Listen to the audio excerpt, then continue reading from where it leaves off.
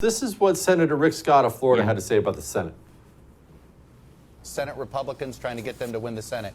Do you believe the Republicans are on track to get control of the Senate?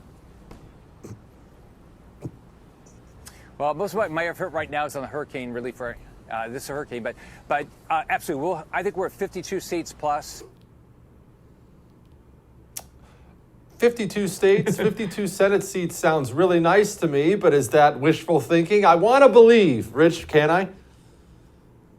That's honestly, that's where we're at right now. And that's that's without the state of Arizona. That's without New Hampshire. I think these are all states that I've polled myself. Wisconsin is a must hold for Republicans. We were the first ones out in Wisconsin to show Ron Johnson with a lead. And it was, by the way, a more comfortable lead than we found for him in 2016. So I think he's good there. By the way, I think Tony Evers is in deep trouble and Tim Michels is ahead of him right now. And then over in Nevada, which I've always been very skeptical of, Republicans, it seems like that state's always just within their grasp. However, Laxalt's lead and Lombardo as well was ahead.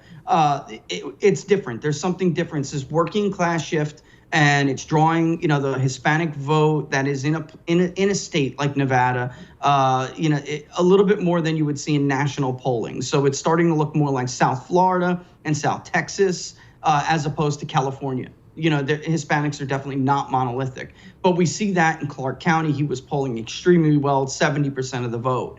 So I think those states all look good for Republicans, and that leaves Pennsylvania. I do think that Pennsylvania clearly has the momentum, and we're going to pull that one again before Election Day. But he always had the makings of a victory in the poll, even though we had him down a few points. He always just had to consolidate that Republican base. And he led with independents, and I think he's doing that now. Georgia, despite the noise, I think Walker has an edge, and people are coming around to seeing that now, even with all of the attacks. I think those attacks will backfire. Finally, we'll see with Arizona, though. I'm Florida. in the field right now in Arizona, Jesse. Florida's not competitive. Look, it just isn't. Okay, good.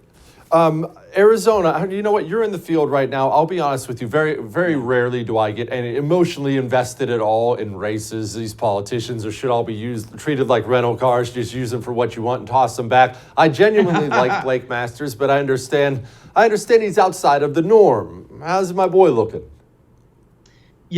This one's going to be close. I don't want to spit out any numbers, but I'll say this: if Lake wins by 4 or 5 points, I think Masters is going to get over the finish line. He's being, I really would be derelict if I didn't say this. What Mitch McConnell is doing to Blake Masters is basically political malpractice, borderline criminal. If you're a base voter, you should be furious. That is the only state from September 3rd to September 27th, where we measured it. It's the only state where Republicans did not outspend, for once, their Democratic opponents. They got killed all through the summer. Democrats just unloaded on them while Republicans held their fire. The fact that the race is still this close when Mark Kelly has raised $50 million and Blake Masters spent $5 million should tell you how winnable that seat is. But he needs help. And I did hear, he's going to get some help from Peter Thiel. Maybe the president's going to help him as well. He needs it. It's winnable. He's just Mark Kelly's, beating him over the head. And you can see the difference between him and others with that 4-year college degree white voter.